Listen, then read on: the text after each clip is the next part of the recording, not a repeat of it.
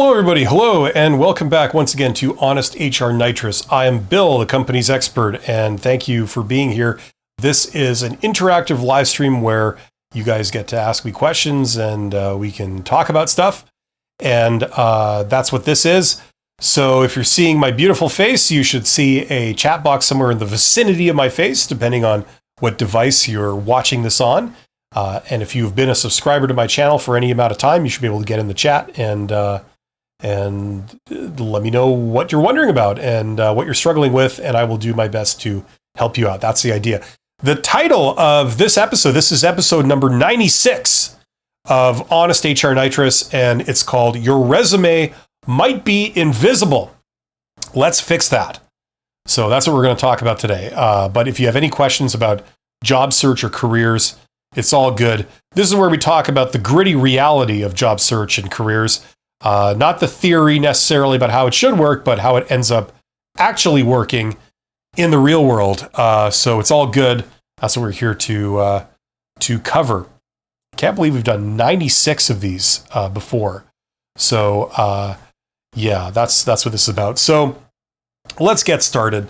And before we start, just one last public service announcement. Special thanks to my YouTube channel members. Membership has the privileges. Thank you. I appreciate the support and show of confidence. That's really awesome. And special shout out goes out to my Patreons and my super thanks donors. Those are always nice to get. And of course to my viewers and participants. That's you. Thank you for being here. Okay, so your resume might be invisible. Let's get into that. It was a few years ago that you could sort of send out a resume or a cover letter or just like a general sort of application. And it was almost like paint by numbers. You could send more or less the same application to many different opportunities, many different job postings at different companies and things. And you would be able to get somewhere. You get callbacks, right? What you could do is you could sort of figure out what your resume should be, something that represents you very well, and then you could just send that out. Same with a cover letter, more or less. You could sort of send out more or less the same cover letter. You change the recipient, like who it's to, and but basically you say the same thing, and that would cut it. Great. Unfortunately, because we're now in the world of AI and online job search and fake jobs and things like this, the reality is that the posted job market has gotten quite saturated, quite oversaturated. Everybody's looking for jobs there. Everybody's applying to everything. So, they put up a job posting and they're getting inundated with applications, and that can make it pretty damn hard to cut through and get noticed, right? And the way you do that, unfortunately, I hate to say it, is by tailoring your resume and tailoring your cover letter. It's as simple. So if you're not doing that and you're not getting a lot of callbacks, that's probably the reason, without even looking any further, that's probably the reason right off the hop. So there you go.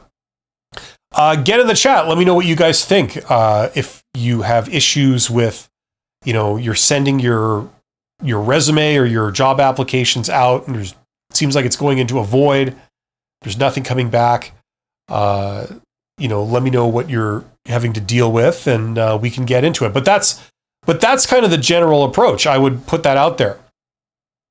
Like years ago, for example, I got like a resume writer to like a professional executive resume writer to write my resume. And, it was basically that old school kind of mentality. It's like, this document represents me, so I'm going to use it to apply to everything that I'm applying to. They always get the same resume. It doesn't really work, unfortunately, like that anymore, especially for jobs that are posted online. You really have to tailor what you're doing to the job. So that's the deal. But let me know what you guys think. Or what are you struggling with? Are you dealing with this problem where your resume is just, you're sending it out there, but it feels like it's going into a void and nothing's ever coming back? Or what's the issue? There are 9 people here, so let me know what you guys think. Yeah, this is primarily a Q&A. I have no agenda. I have no pre-planned thing to talk about. I'm not going to monologue. I'm just here responding to your questions. So it's always nice to get questions to respond to.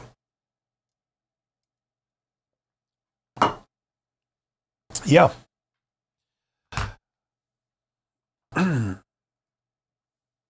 So let me know. In the meantime, in the absence of any questions or comments, check out my courses. If you're lost and you're, wondering like, how can I get hired? I'm trying to find a job, but nothing seems to work. What am I doing wrong? How does it all work? Where can I look for jobs? How do I put myself forward for them in a effective way? Check out that course right here, my Get Hired course. I put all my advice in one place. That's where it is. And that'll tell you how to get hired on the posted job market and also on the hidden job market. That's where 80% of the jobs are. So let's do that. The other thing that I've been doing on these live streams lately, which I'm really enjoying, actually, I think it's kind of a fun thing to do, is this stuff is, basically doing ChatGPT with you guys, and the goal here is to encourage people to use AI tools like this. Are they the be all end all? No, they're not. No, they're not. But they do certain things quite well, and they're very useful. So for example, the thing that I usually start off by doing is this. I'm going to use the voice feature here. Here we go. So of all the jobs that are out there, what percentage of jobs are posted? We can start with something like that, right? This is a revelation to a lot of people, and you get this, only about 20 to 30% of all open jobs are actually posted, right? So what you guys are seeing, and it's actually less than that. I mean, I get the feel it's less than that. Always has been for quite a while. In my experience, it's not 30%. It's a lot less. So all the jobs that you're seeing out there right now, okay, all the posted jobs, that's only 20% or so of all the jobs that are actually out there, right? Most jobs are not posted. You can get them. They're available to you. You could put yourself up for those and get them. It's just that the way you do that is different from how you apply to posted jobs. That's the key. So hopefully you're aware of that. Or if you're not aware of this, if this is new information, I encourage you to go and learn all you can about it, okay? Go and do your own research and learn about this. For example, if you go to most people who have a job right now and you say, how did you get your job? You're not going to hear, as the most common thing, you're not going to hear, oh, I didn't know anyone at the company. I had no connection to the company. I saw their job posting online. I applied for it cold, and then dealt with a recruiter, did job interviews and got the job. That's not what you're going to hear as the most common thing. You're going to hear when you ask people who have jobs how they got their job, the most common answer is going to be some form of networking. Oh, I had a former coworker at an older job that I did. They ended up here, and I reached out to them, and they said, well, they're hiring here, and if you put in for it, I will vouch for you, kind of thing. You'll hear some variant of that. You may have family members that, if you ask them how they got their current job, or other jobs they might have had, that's what you're going to hear as a quite common thing, right? So networking is like a huge way to get a job. And, so if you're not tuned into that, you should tune into that. And even if you're an introvert like me, I mean, networking is the way to go. One thing that's quite popular, especially among introverts, is something called direct outreach. You may have heard of this. That's where, you don't sort of look for job postings. Instead, you ignore job postings. And what you do is you find all the employers that are like physically near you. Okay. Like this is, we're not talking about remote jobs just yet, but just think of the simplest possible case where you like physically go to a job, right? So you would have to find an employer that's somewhat geographically near you, say within an hour's journey, from where you live, so you can commute, right? So you find all the employers in that radius, like within an hour from you, physically. What employers are there, and what employers are there that have potential to hire someone like you? Let's say you have a degree in chemistry. I don't know. What employers are within 1 hour's commute from you that currently employ people who have a background in chemistry? That would be a potential employer for you, right?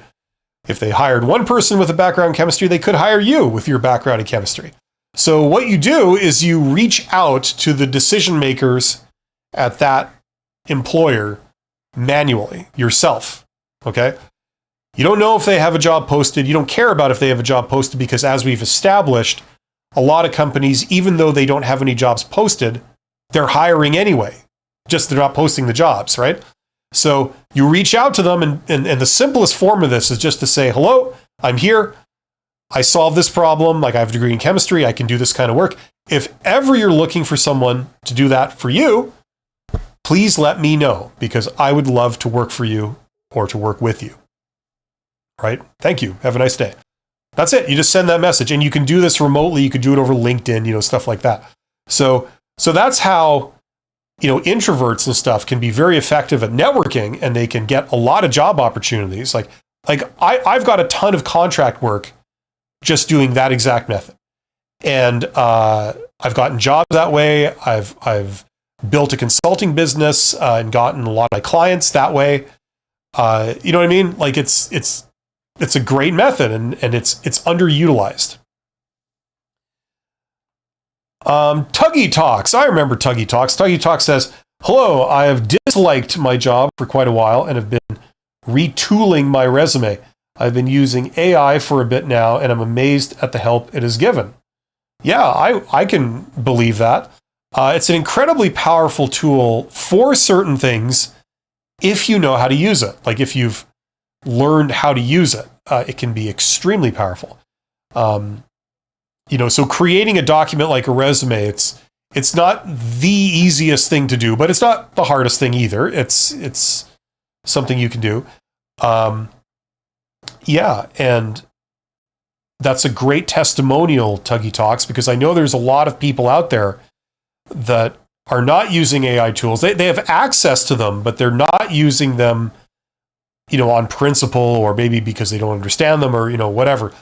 And that's really holding them back. If that's you, if that sounds like you, I highly encourage you to learn some of these tools. They're incredibly useful. It really doesn't take much. Like, for example, let's do this for fun here. We were just talking about a job search method called direct outreach. Okay, let's, just for the sheer hell of it, let's try this. So in terms of job search methods, okay, the method of direct outreach, can you tell me a little bit about it? What is it? How does it work? What's a common way that people do it? Right? Let's try that. Let's see if that works. My computer is experiencing a lag, which is wonderful. But here we go. Okay, so that was my question. Okay. So direct outreach is when you proactively contact the decision makers, usually hiring managers, executives, business owners, before and instead of applying to a posted job. Okay, so blah, blah, blah. Let's go a step further, and I will get to Tuggy Talks in a second. Okay, so in terms of effectiveness, how effective is direct outreach as a job search method? I'm also curious in seeing what ChatGPT says about it. I mean, I already know all about it, but let's see here. Okay, here you go. Right? I mean, for whatever weight this carries, ChatGPT is essentially backing me up. Direct outreach is one of the most effective job search methods, often more effective than applying to posted jobs. Absolutely. I wholeheartedly agree with that. Here's why.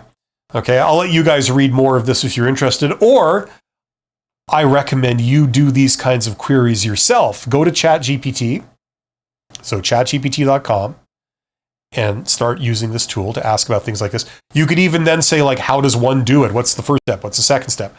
And it will help you. Okay. So if you haven't done this kind of thing before, do this. Okay. It'll help.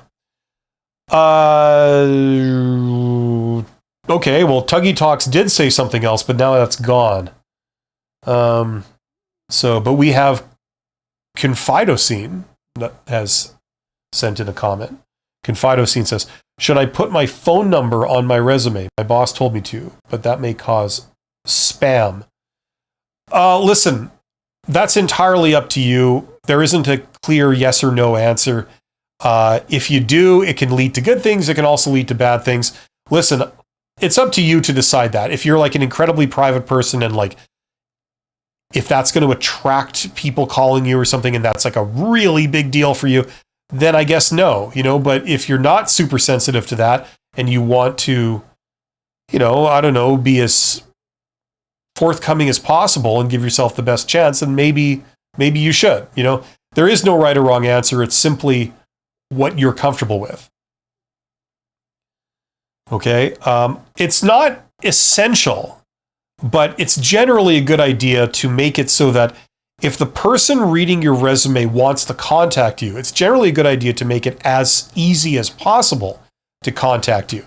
That doesn't necessarily mean you have to put your phone number, but the more convenient you make it for someone to reach out to you, the more effective your resume will be. It's just that simple.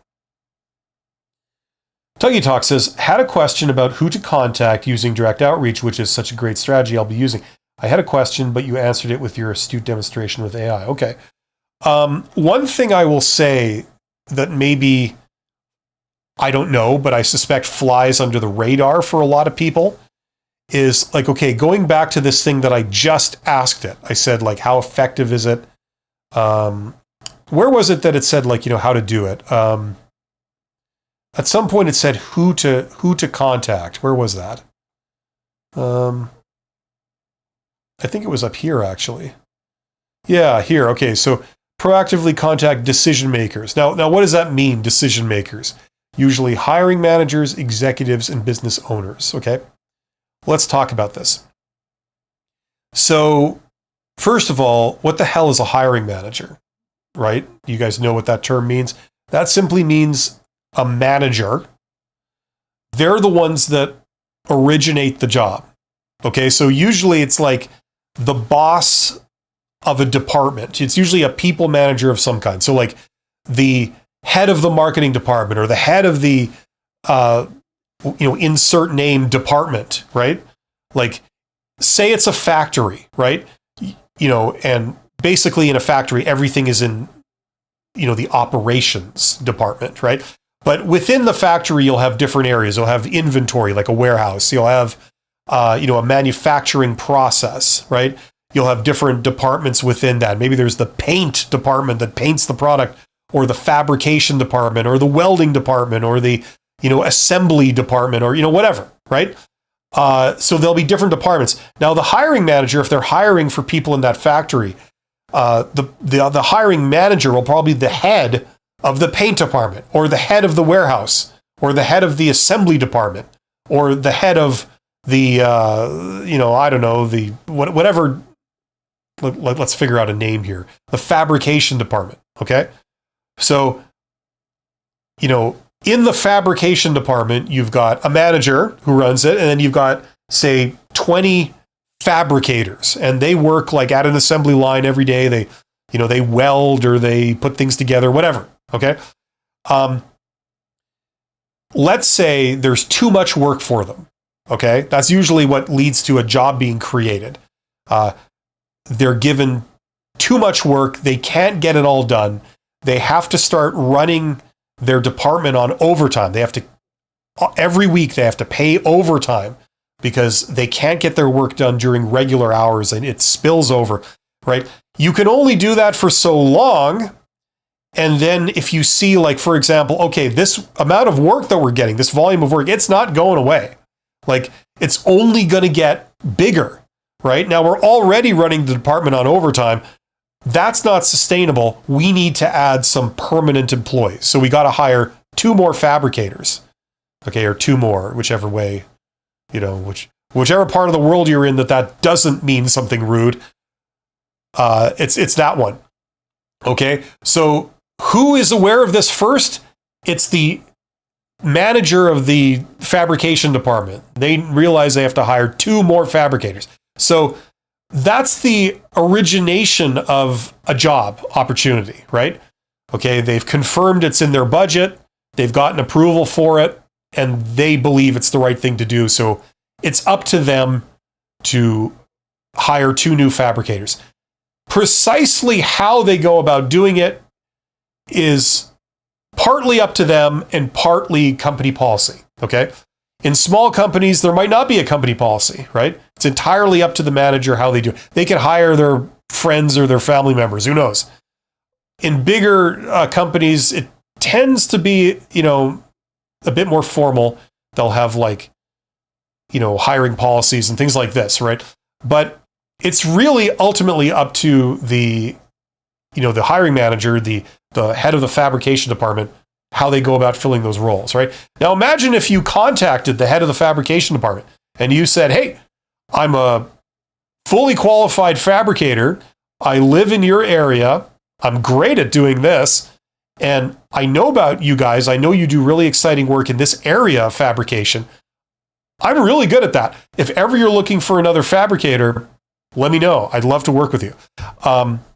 Imagine if that message landed, in the mailbox or whatever of the head of the fabrication department, right when they realized, I got to hire 2 more fabricators, right? So instead of posting the job, the manager might think, you know what, maybe I'll just talk to this person, because if they work out, then we can just fast track this. I can just hire them and, they're happy, I'm happy, I get what I need, and, we can just get on with our lives. Because my job is to run the fabrication department.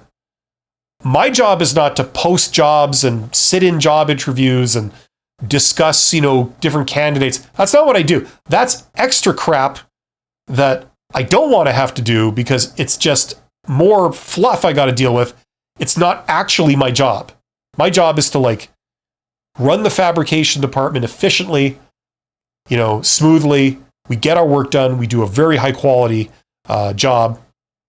Nobody leaves, right? Everyone is happy. Everyone follows procedure. That's my job, right? So that's why direct outreach is so effective, because it's it goes right to the person that needs you. Okay. Now, coming back to this, just bear with me a second. Just coming back to this, where it says you reach out to decision makers. Who are decision makers? Hiring managers. Well, who are hiring managers? They're managers within an organization that's the person in charge of presumably the area where you would work. So if you're a fully qualified fabricator, it's a logical thing to want to talk to the head of the fabrication department at that employer, right? That would be probably the hiring manager, or the person who's most likely to be a hiring manager, right? Okay. So if they're available on LinkedIn, great. Sometimes that works. However, the problem with this is that a lot of people who are in the role of running a department, it's not usually part of their job to take unsolicited queries from the public. You know what I mean? They're not facing the public as part of their job. When the head of the fabrication department comes to work, do they think, okay, first order of business, I got to go through my emails, see what person outside of the company that I don't know has contacted me, and I need to get back to them. Do they think that that's is that part of their job? No, it usually isn't. That's the thing that complicates direct outreach, okay? Where was my little thing here? Here we go, right? So that's why they're saying this stuff here, okay? Because you see, executives, they're the boss of the hiring managers. They're above the level of the head of the fabrication department. They're either 1 level up or 2 levels up, possibly 3 levels up, depending on the size of the company, right?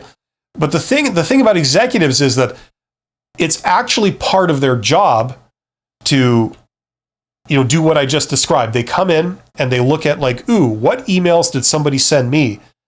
People that are outside the company that I don't know, that are looking for information or they're looking to talk to me. And it's my job to respond to them, right?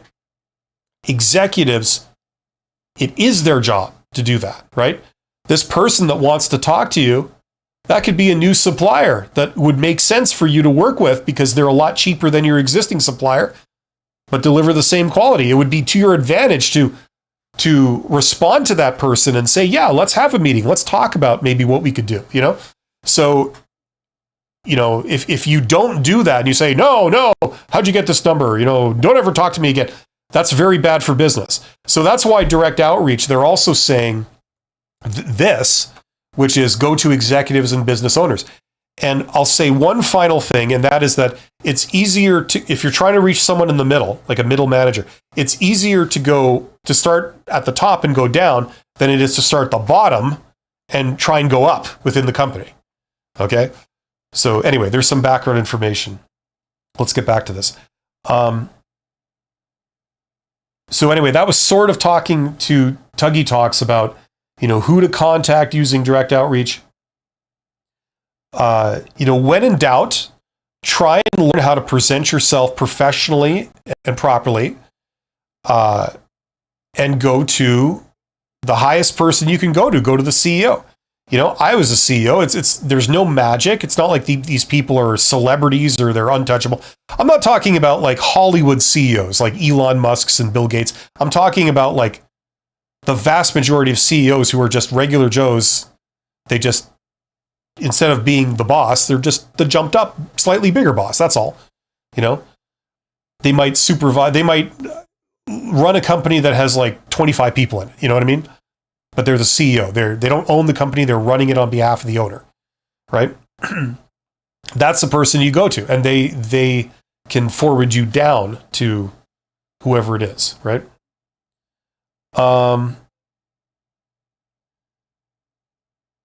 Confide a scene. Should I have my own personal portfolio website specifically as an engineering student? Great question. Now, for most people, the answer is going to be no. Does that mean the answer is no for you? Possibly. Here's how you find out.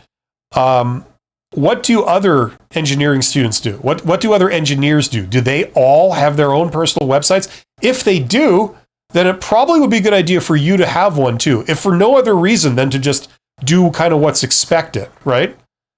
Okay. If none of them have their own personal website, that probably suggests that you don't have to have yours. Doesn't mean you can't do it if you're going to like do something strategic with it that maybe nobody else is doing or something. But it suggests that you don't need one, right? So the answer to that question is going to lie in finding out what other people in your situation are doing. If it's the industry norm or it's this thing that nobody ever really does, right? Okay.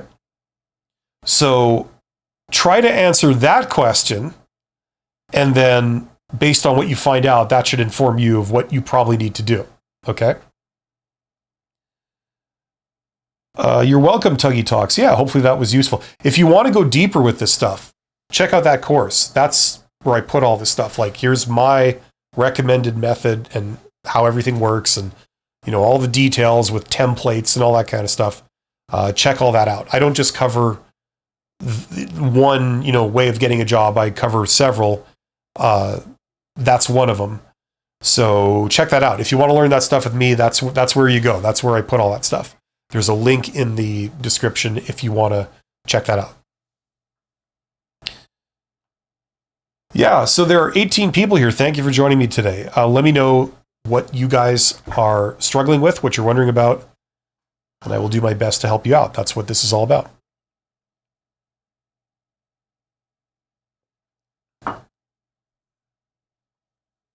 Yes, that's the Get Hired course. Yeah, that covers two big things. One is like how to get a job in the posted job market. The other one is how to get a job in the hidden job market. That's, in my opinion, the real gem. Some people are tuned into that. Some people are not tuned into that. but that's where like 80% of the jobs are. So it makes sense to tune into it. The other thing that exacerbates the posted job market is that even though it's got only like 20% of the jobs or thereabouts, 80% of all the applicants are all looking there, so it's oversaturated. It's very competitive. That's why you're going in with hundreds of other people whenever you apply for a job. That's the problem. All the problems stem from that, In the hidden job market, you're going in with one or two other people, typically. So the odds are a lot better. You know what I mean? There's a lot of different aspects here. Confidocene says, what are your thoughts on the youth unemployment crisis in Canada? I didn't know there was a youth unemployment crisis. What is the... let's check it out. I'm just curious to see what ChatGPT says. I'm always interested to see this tool. What is the national unemployment rate for Canada right now? Here, I'm just doing this. Let's see what this thing says.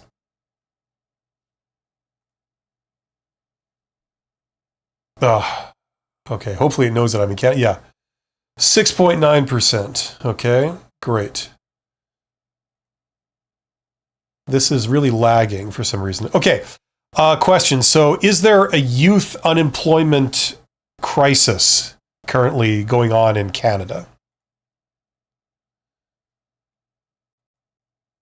This thing is like not responding very, very well to me today for some reason. Probably my computer's doing something behind the scenes, something nefarious that I don't know about. You're absolutely right to be concerned. Data clearly shows you facing a... Okay, there we go. You see, I learned something. 15 to 20. Can you work at 15? I didn't think you could, but whatever. Okay, so blah, blah, blah. Is it a crisis? I mean, it's a crisis like,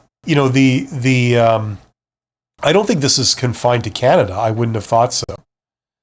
The thing is, what they found, like in the past, I don't know when they found this, and I don't know where they first sort of formally made this a policy, but it was the idea that education, the more education you take, it pushes that like labor pool out. It takes it away from the workforce and kind of puts it in limbo for a while, right? That's one of the things that education does, right?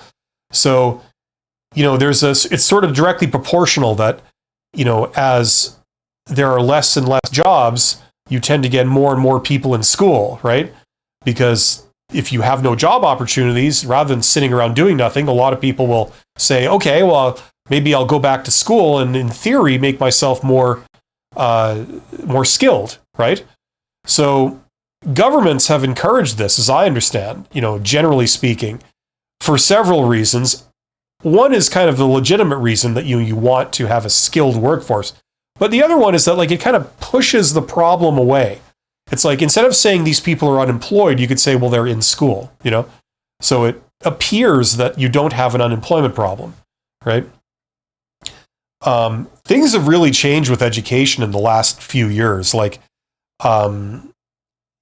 instead of being seen as like a universally positive thing, pretty much, it's been tainted a bit. And I think some of that is unjustified, but some of it is definitely justified. You got this rise of like, no offense, pardon my French, but Mickey Mouse, qualifications that really don't give you any really applicable real world skills that are in demand. Like you can argue different things about the value of education and that sometimes it's not the point to simply train you for a job. That's simply not really the point. It's to train you how to think, and so you can then be more capable in a general sense. And I get that, but it's certainly part of the discussion. You know what I mean? Like there's many different aspects to this, and so what my point is that I found that in the last like 10, 20 years, it really seems like they're trying to cover up a problem where there's less jobs, at least there's less than there traditionally were, by sort of inflating education and saying, oh, well, we're going to send everybody back to school. Now everybody's got a degree. Everybody's got 2 degrees, or whatever. But it doesn't seem to help because we still have the same employment that we did. You know what I mean? So, you know what I mean? Like, that's one aspect of it. And what is happening now is that you're just sort of the facade is coming down and saying, like, look, these people that have been in school for years, let's face it, it's because there's no jobs. It's not because they're really improving their skills. It's because they got to do something. And this is one of the things they're doing. There's always going to be a demand for people with very valuable real world skills, with valuable education. But we've gotten to the point lately, it seems, where there's more of, education that you could argue is not nearly as effective, Anyway, it's a very complicated thing. Like, I'm not tuned into this stuff. My opinion doesn't matter. But you asked me what I thought. That's kind of where my thoughts are, for what that's worth. Tuggy Talk says, that's how I got my last position, the hidden job market. A friend who I had worked with previously gave me the inside scoop that the position would be soon opening up. It made the process of getting hired much easier and quicker. Absolutely. That's the other thing. You get hired on the hidden job market. It's a completely different experience than putting yourself up for posted jobs. It feels like a referral. It feels like much more positive and much warmer. And, when you go to job interviews, a lot of times they look at you with suspicion. They suspect that everything you've said is a lie and they want proof of everything. And they don't really treat you with a lot of professionalism and a lot of respect, right? They basically treat you like cattle a lot of times. At least that was my experience like 30, 40 years ago. You know what I mean? It's like, that's what you encounter, especially when you're young. The thing is, when you get a hidden job, like, via networking or something, it feels like a referral. It feels like they're inviting you in. They're saying like, hey, we may have something, we're thinking of maybe recruiting you. Come on in and let's talk. It's a totally different vibe, generally. Not always, but generally. So that's the other reason to do it. It doesn't crush your soul to the degree that putting yourself up for posted jobs does. Tuggy Talk says, exactly. It did feel like a referral. The interview process was so pleasant and relaxed. Yeah. So, that's in line with what my experiences have been and what the feedback I've gotten from people that have taken my courses and, watched my YouTube videos. Like they basically say the same thing. It's a much more positive thing. It's better all around to get a job that way. And coincidentally, when you climb the ladder and you go more to management and executive management, or middle management, it's like, that's how people get hired. It's you can't afford to put a stranger in charge of this like super important thing.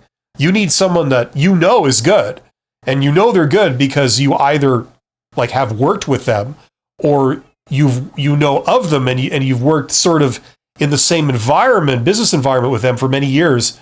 That they've always been around, and that they're valid, like they're bona fide, and that they've achieved certain results. So that's why you hire them, to go and reproduce that for you. That's the idea. That's why this stuff is effective in the real world, Now, if nobody, right? Like if you don't have a personal connection, things like direct outreach work because you're outside of the system. You don't have to do any of this, but you're the type of person that does it. You can reach out to people, so you take the initiative. You're obviously interested in the company or the role. That's what you're signaling, or else you wouldn't do any of this. And you're at least somewhat effective at persuading people, presenting yourself professionally, making a pitch, right? It's like a free sample of what you're like. You're giving them a free sample by demonstrating what your capabilities are. And it's demonstrating a set of like very, very good capabilities when you do this. So they may not know you from a prior relationship, but they're seeing just how good you are. You're demonstrating it to them by the fact that you're doing this, and that's what makes them want to talk to you.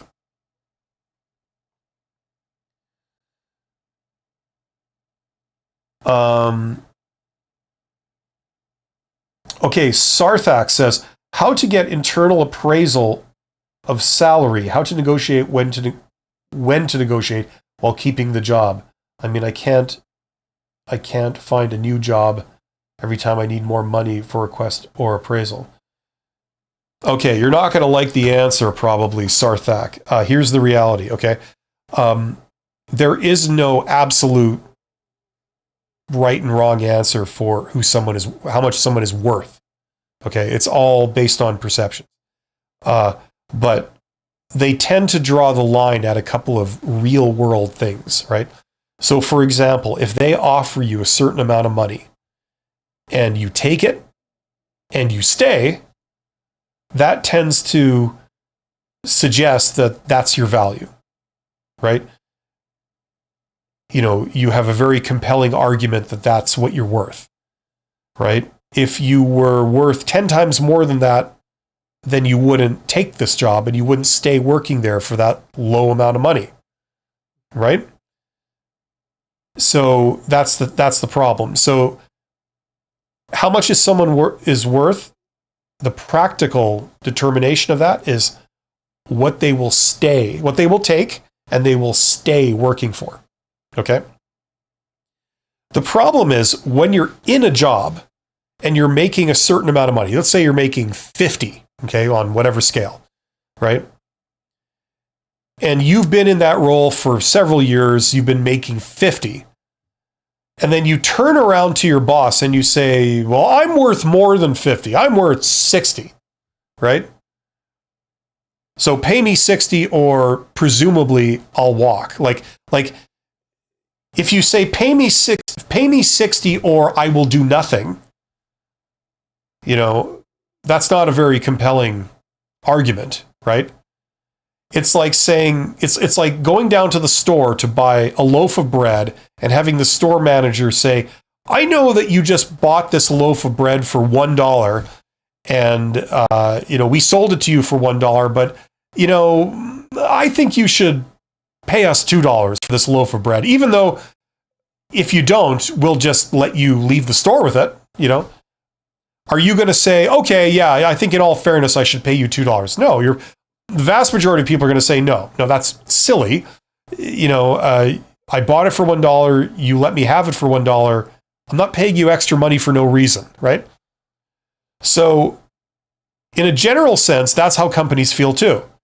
They're like, okay, we have labor costs.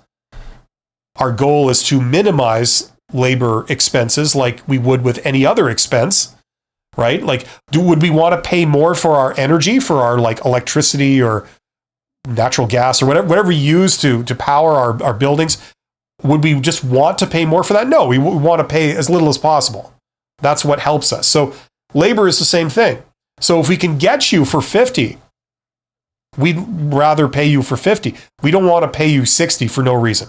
So the problem is, in order to persuade them, you would have to say, I believe I'm worth more than 50. I believe I'm worth 60. And if you don't pay me 60, I'm going to leave. And I'm going to go to a place that will pay me 60, right? There has to be a threat. Okay, now, usually with negotiation is these are the absolute basics we're talking about here. Any bluff you make, you should be prepared for them to call your bluff. And this situation, I personally have witnessed that bluff being called many times, many times, because every single employee believes that they should be paid more. Every single person believes that. If not now, then wait a year or two and you will believe it, right? That's just the psychology of humans. We just think like that. We tend to overestimate our own value without any real world backup to illustrate that. We're all guilty of that. I'm guilty of that. You're guilty of that. Everybody is. They've confirmed this in all kinds of studies where they get people to fill in questionnaires and stuff. Right? So you need to be able to back up that threat. So if you say, pay me 60 or I walk, you better be prepared to walk. So if the first thing the boss is going to say in most cases is, sorry, no. They might do it in a polite way. They might say, listen, I would love to, and I want to, and you deserve it, but unfortunately I can't. It's just not in the budget. If I did have a bigger budget, I would definitely do that, but sorry, man, I can't, That's their version of no, I'm not going to, right? Now, are you going to leave? You said you were going to leave. What they find is that in something like 90% of cases where this happens, 90% of the time, people don't leave. They just take it. They stay working for 50. And managers know this. The ones that have been around the farm for, several times, they know this. So that's why they always call your bluff, right? So the only time you can really force their hand or try to force their hand and have it carry any weight is if you have an offer from another company in your back pocket, for ideally 60, or if not, then 55 or something like that. So basically, if your boss calls you on this and says, no, we're not paying you anymore, sorry, can't do it. You say, okay, well, here's my letter of resignation. See you around, right? And a lot of times then they'll go, oh, wait. Okay, let's not do anything hasty, right? I've seen that several times. And the other thing I've seen is that people then just go take the other job for 55. So whichever way you slice it, they come out on top, or they get a job for 60. If you think 60 is what you're worth and you're just being honest, prove it. Get a job offer for 60. And that pretty much shows that you're worth 60.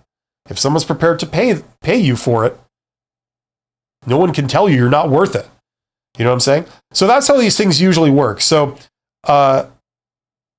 like that's the reality. Now, sometimes it might be possible to essentially persuade and whine, and for humanistic reasons, your boss might say, "Okay, fine, give you more money, right, as a favor to you to try and keep you happy," right? Sometimes that works too, but there's nothing that's forcing their hand. That's purely a voluntary thing that sometimes can work, right? Anyway, hopefully that makes sense. That's some of the things involved.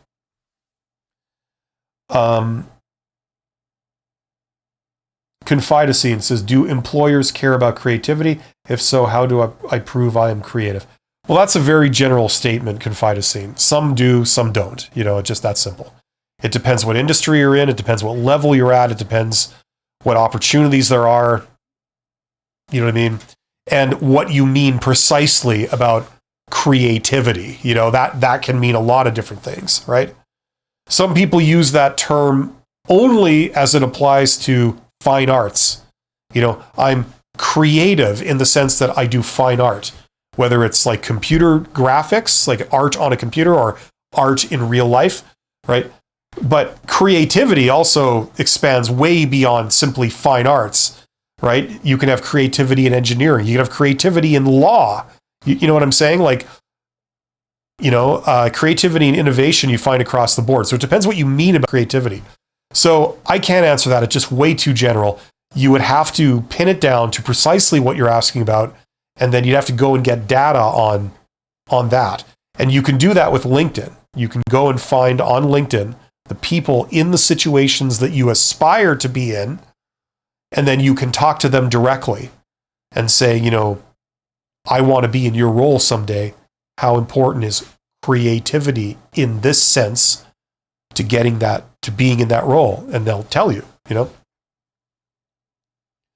Tuggy Talk says, in your Get Hired course, do you give any guidance on changing career paths by focusing on and highlighting transferable skills, along with examples of results using said skills in my resume? Well, I talk about that, but that's a very precise thing you're asking about. It's almost like you already know what you have to do it. So, I've got some free videos on changing careers and talking about this kind of stuff. But you see, changing careers is not really about your resume, right? That's the thing. So I don't think I do that precise exact thing that you're describing because I don't really regard that as the way of changing careers. That's not what it's about. It's not about your resume. It's about people believing in you. Are you kidding? There's a name. Someone's handle is Are You Kidding? That's awesome. Are You Kidding says anything someone who hasn't been in the job market for many years coming out of retirement might need to know. Yeah, a shit ton of stuff. Why? Like, can we pin this down more precisely? I'm sure everything is going to be totally different, so the list may be too long for a quick response. LOL. Yeah, you got that right. There's a lot. There's a hell of a lot. What would you like to know? How to do your resume these days? Where to look for jobs? How to go get the jobs? How you communicate with people? How you discover, opportunities? How you discover hidden jobs? What would you like to know? There's a hell of a lot going on.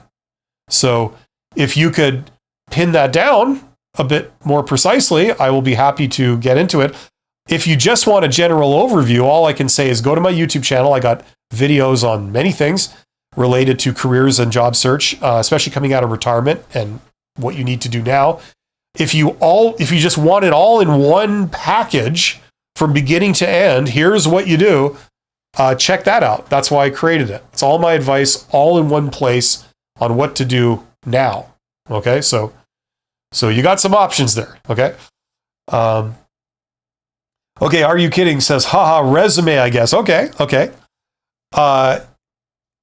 Here's how I would recommend you do things now. Okay. Create a master resume for yourself. It contains all the things that you may ever want to say in your own favor about what you've done, the duties you've done in different jobs, and the accomplishments you've had in different jobs going through your entire career, beginning to end. Okay? Hopefully you know what a duty is and you know what an accomplishment is. A duty is like, I answered phones, right? An accomplishment is I reduced the cost of our office supplies by 10% by implementing a system of, keeping track of what office supplies went to what person. Okay? It's about the impact you had. So create this master resume. You're not going to send that resume to apply for jobs. It would be too long and cumbersome, but it contains everything you could ever possibly say about yourself to make a case for yourself why someone would hire you. Okay? Then, if you're not using AI tools like ChatGPT, you need to start. Okay, I'm gonna just assume you know nothing. I'm sure you know stuff, but just to start at the beginning, this is ChatGPT. Okay, so you go to chatgpt.com, right? And here's the prompt. And at the prompt, you select the entire text of your master resume, and you say, "Here is my master resume." And then you paste it into this prompt right here. And it says, okay. And then you paste the text of a job posting that you found out on the internet. Here's the entire text, like copy paste of the job posting. And you go to ChatGPT, you go to this prompt again, and you say, here is the job I'd like to apply for. Here's the entire text of it. And you paste it in. And it says, okay. And then you say something along the lines of, listen, I would like you to rewrite my resume so that it is optimized to apply for that specific job. I want a resume that maximizes my chances of being selected, of getting past an ATS filter, applicant tracking software. This is the software recruiters use to filter resumes for them, right?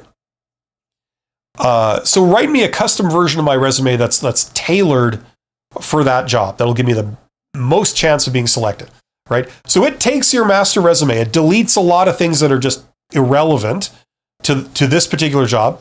It takes the stuff that that the job says they're looking for, it takes what you've done in those areas, puts it front row center, right? Makes it very prominent, and it uses their lingo, their terminology.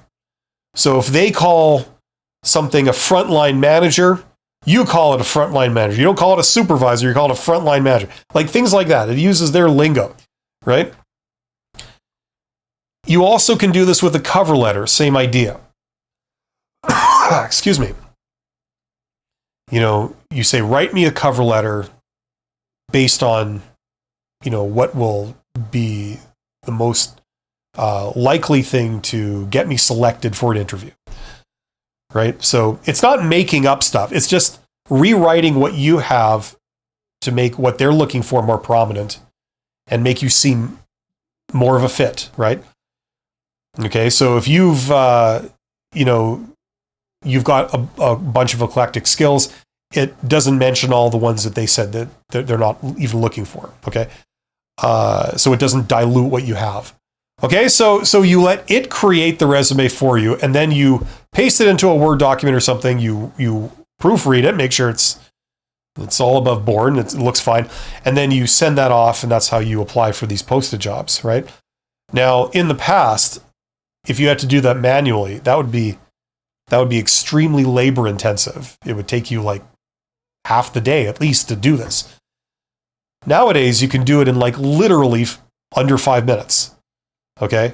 To have a tailored cover letter and a tailored resume to that exact job that maximizes your chances of getting past any kind of AI filters, you know, and also when it's read by a human, they note like, oh, okay, you know, this person looks promising. They seem to have all the things we were looking for. It speaks to me. It's like, okay, I'm going to shortlist this person, right? Okay, so like that's the strategy I'd recommend for your resume, basically. Hopefully that makes sense. Tuggy Talk says, I'll be sure to check out your videos on changing careers. Thank you. Yes. Because changing careers is like, it's a lot of direct outreach and informational interviews and that kind of stuff. 68WG Sanchez. I know 68WG Sanchez. We go way back together. We're like this. We go back to the good old days. Wednesday, right? Hello from Fort Worth, Texas. Hello. I have a few interviews set up for next week. I will be sure to replay your previous post. Thank you for your information. You're welcome, WG Sanchez. I wish you all the best. You know, it's a numbers game. And the single thing that determines the outcome of interviews and stuff is luck, random chance, whatever you want to call it. You know, you're the same person. You're giving more or less the same interview. The thing that's changed is them, right? There's a different employer. Some people, you know, you interview for them and they regard you as a non-starter. They're like, no, that's terrible. That's not very good. We don't want that. You know, fail, right? But then you go interview with some other person at a different employer, and you give more or less the same interview, same answers. You have the same background, you know. But the difference is they hear you and they go, yes, you're the lead candidate. You know, that's exactly what we're looking for, right? You haven't changed. They've changed, right? So it's simply a matter of, you know, statistical probability, how long it takes you to get to be in front of a person who values the things that you have. That's all it is.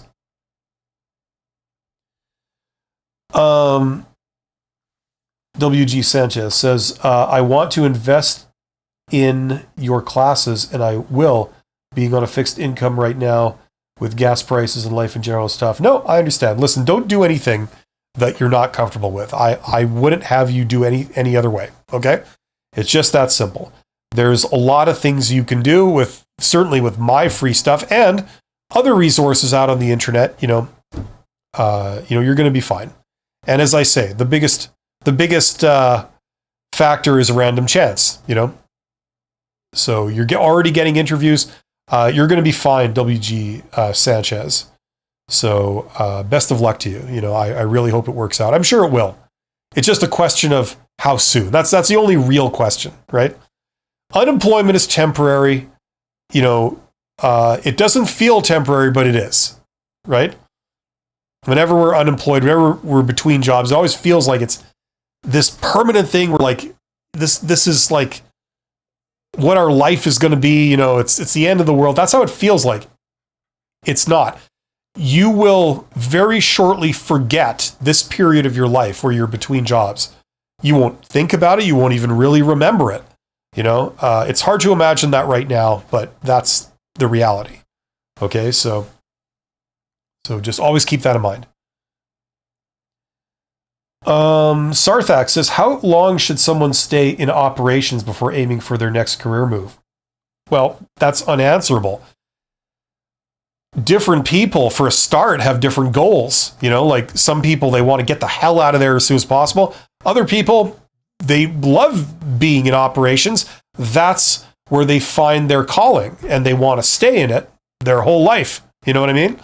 You know what I'm saying? Like people are different. You know what I mean? So there isn't a general answer where you should stay in for 2 years and then leave. No, absolutely not. Great. Thank you for responding. Yes, it was time consuming before.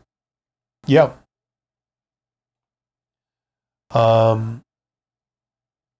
Yeah, so that's the general resume advice thing. Yeah, it was pretty prohibitive to customize your resume and your application for every job. It was almost impossible. You couldn't do it. I mean, you could do it if you were applying for 2 to 3 jobs a day, but that's it. That's all you could do. You couldn't really apply for 10 jobs a day and tailor your resume to each one. It was too much work. But thanks to AI, it's not that AI is better. It's just that it's quicker. It can do it just like that. Bam, you got a new version of your resume that it matches exactly like all the things that they said in the requirements. It's maybe also combining, what we know and what we assume about that role in the real world, right? It can take that into account too, and say, well, they haven't asked for this per se, but we know that in this role, that's usually a desirable thing to have, and you have it. So we're going to make sure that that's on your resume in the version we send, because it's quite likely that they are in fact looking for that too, even if it's not explicitly stated. So it's smart. It can do this kind of thing, right? So it's a tremendously useful tool for things like this. And the other thing is that you're basically trying to outmaneuver a machine on the other end. It's like your AI versus their AI. You know what I mean? If they're using a filter software to filter you, it's like machine versus machine, So that's kind of what's going on here. Instead of being man versus machine, it's like machine versus machine. And then you also do it in such a way that when a human looks at it, that, it makes sense and it appeals to them too.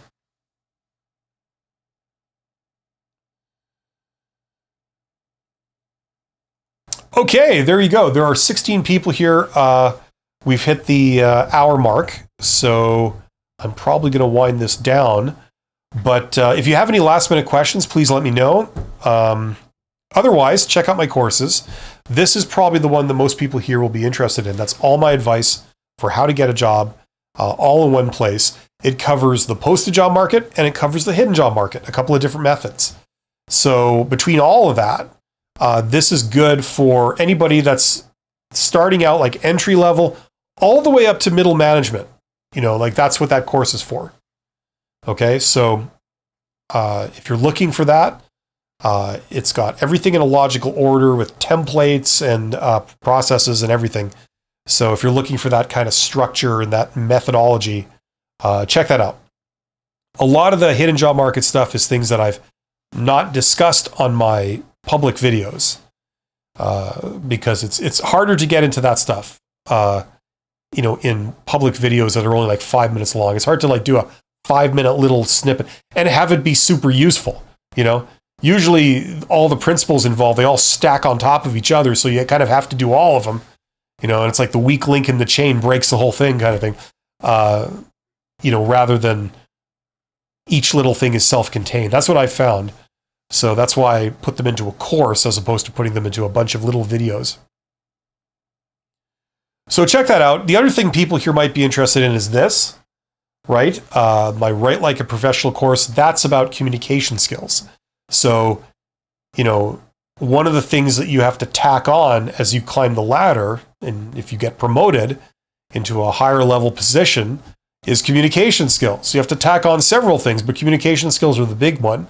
So what I did is everything that I learned about communication skills, going from a supervisor when I started to a CEO when I sort of ended my corporate career, everything I learned along that journey I put into that course when it comes to communication skills. So if you want to learn that, check that out.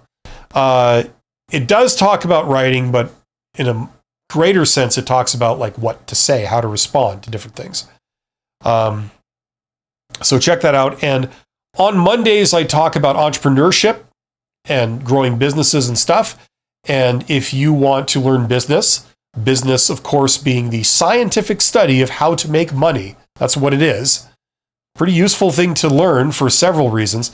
But if you are interested in not just being an employee your whole life, but doing side hustles, maybe having your own business on the side, working for yourself, that kind of stuff, learning business is a tremendously useful thing, and it can inform you how to achieve that, right? So I encourage people to learn business. Even if you don't go that route, knowing business can help you be a good employee if that's where you want to be, in the sense that you will understand your employer. You will understand how they think, what's important to them, and what's not important to them. And that can really be helpful if you're trying to get promoted or, succeed in your conventional career.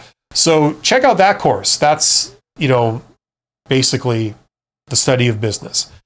For what it's worth, I have a MBA, a Master's of Business Administration. I feel that a lot of schools charge criminally high prices and make it prohibitively hard to learn this stuff. 95% of the stuff you learn is in the public domain. It's not some weird proprietary thing that you can only find in some special university. It's out there in the world. It's been around for a long time, So in an effort to try and bring that and make that more accessible to people, especially people that they don't have time to go back to school for 2 years, and they don't want to drop 50 grand on, a degree. It's just not something they're interested in doing, but they would benefit from knowing it. I created this. So check that out if you're interested in learning business. There are links in the description box to all of these, including links to videos I've done that describe these courses. So it's as transparent as possible. You can see what you're getting and you can see how it works before you pull the trigger on it. That's a priority for me. Okay, so check that stuff out. I will be back next week on Monday with more live streams. Have a great weekend. Thank you for being here. You guys are awesome.